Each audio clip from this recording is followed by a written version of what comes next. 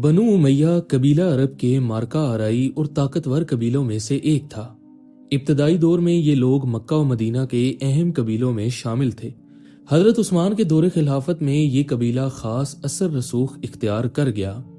شام کے شہر دمشق کو اپنی سیاسی اور فوجی بنیاد بنا کر انہوں نے خلافت میں اہمیت حاصل کی۔ یہاں سے انہوں نے خلافت کی حکومت میں شامل ہونے کے بعد سیاسی دھڑا بندی اور قبیلائی مفادات کی بنیاد پر طاقت حاصل کی۔ حضرت عثمان بن عفان کے دور خلافت میں بنو امیہ کے افراد نے اہم حکومتی اور فوجی عہدے سنبھالے۔ حضرت عثمان کی تقلید اور ان کے عزیز رشتہ داروں کی حمایت نے بنو امیہ کو سیاسی مضبوطی دی، لیکن ساتھ ہی عوامی ناراضگی اور بنو امیہ کے بڑھتے اثر رسوخ نے خلافت میں تشویش بھی پیدا کی۔ یہ ابتدائی مرحلہ تھا جب بنو امیہ نے خلافت کی اندرونی سیاست میں دخل اندازی شروع کی۔ حضرت علی کے دور میں بنو امیہ کی سیاسی طاقت کے خلاف مزاحمت شروع ہوئی۔ جنگ صفین اور جمل میں بنو امیہ نے بڑی حکمت عملی کے ساتھ حصہ لیا اور خلافت میں اپنی سیاست کو مضبوط کرنے کی کوشش کی۔ یہ دور سازشوں، محاذ آرائی اور قبیلائی دشمنیوں کا آغاز تھا۔ یزید بن معاویہ کی خلافت کے ساتھ بنو امیہ نے اپنی سیاسی قوت کو عروج پر پہنچایا۔ شام، عراق اور دیگر علاقوں میں مضبوط انتظامی اور فوجی نظام قائم کیا گیا۔ اس دور میں بنو امیہ نے اپنی بادشاہت کو کامیابی کے ساتھ وسعت دی، لیکن عوامی احتجاج اور اہل بیت کی مخالفت نے اس عروج کو متنازع بنا دیا۔ حضرت حسین رضی اللہ تعالیٰ عنہ کا کربلا میں شہید ہو جانا بنو امیہ کے سیاسی عروج کا نقطہ عروج بھی تھا اور بحران کا آغاز بھی۔ یہ واقعہ نہ صرف اسلامی دنیا میں بنو امیہ کے خلاف نفرت پیدا کرنے والا تھا، بلکہ اندرونی سیاسی دباؤ اور سازشوں کی بنیاد بھی بنا۔ معاویہ نے اپنی حکومت میں شامی فوجی اور انتظامی طاقت کو مضبوط کیا۔ انہوں نے مختلف علاقوں میں گورنر مقرر کیے، عوامی مخالفت کو دبا کر اپنے قبیلے کے مفادات کو ترجیح دی۔ یہ دور بنو امیہ کے سیاسی چالاکی اور سازشی حکمت عملیوں کی بنیاد بنا۔ شام میں اقتصادی ترقی اور فوجی مضبوطی نے بنو امیہ کو خلافت کے تمام علاقوں میں نمایاں کر دیا۔ تجارت، زراعت اور فوجی جال نے انہیں طاقتور بنایا۔ اس طاقت نے انہیں مختلف علاقوں میں بغاوتوں اور سیاسی بحرانوں سے نمٹنے میں مدد دی۔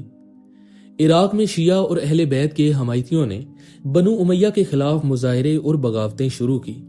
کوفہ اور مدائن میں عوامی ناراضگی نے بنو امیہ کے سیاسی نظام کو خطرے میں ڈال دیا۔ یہاں سے بنو امیہ کو اپنے نظام میں اصلاحات اور فوجی دباؤ کے ذریعے بحران کو کنٹرول کرنا پڑا۔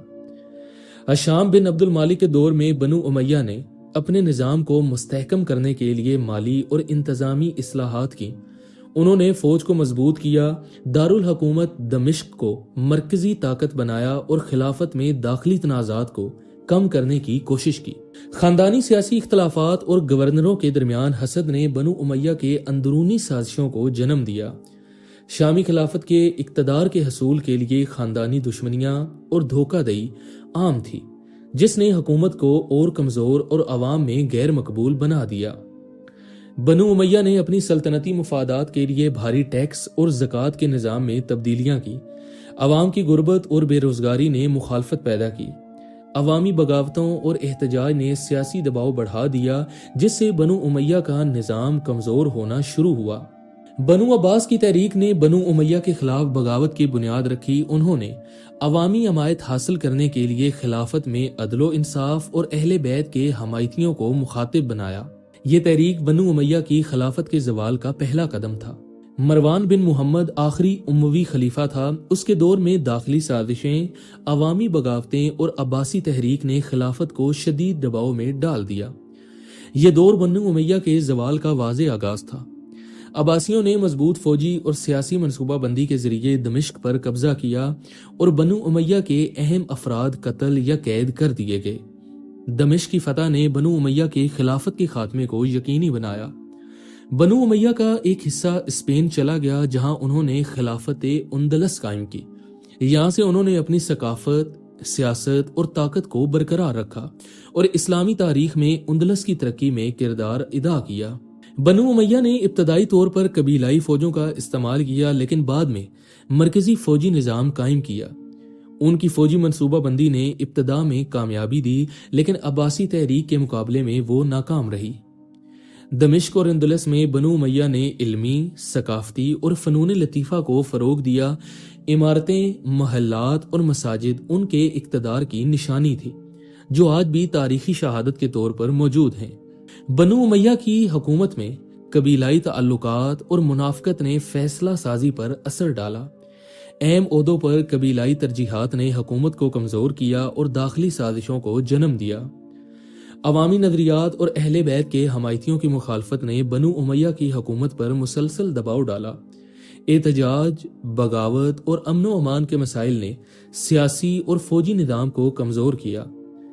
بنو امیہ کی تاریخ طاقت، سازش اور سیاست کی انتہا کی مثال ہے۔ ان کا عروج ان کی فوجی اور سیاسی حکمت عملی کی وجہ سے ہوا، لیکن زوال داخلی اختلافات، عوامی مخالفت اور عباسی تحریک کی وجہ سے ہوا۔ یہ ایک واضح سبق ہے کہ طاقت صرف فوجی اور مالی وسائل سے نہیں، بلکہ عوامی حمایت، عدل اور داخلی اتحاد سے قائم رہتی ہے۔